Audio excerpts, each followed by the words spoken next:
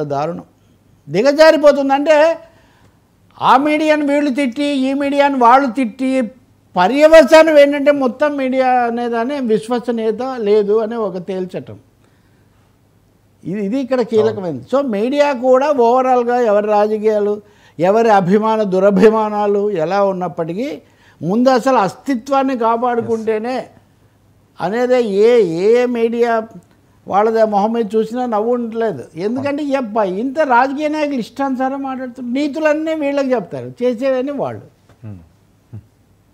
రైలు పట్టాల మీద పడుకోబెడతాను అంటున్నాడు ఇప్పుడు మీడియాను. ఇక్కడ ఒక వ్యక్తిని ఒక ఊళ్ళో అడిగిన వాడిని కాదు, మీడియా వాళ్ళను.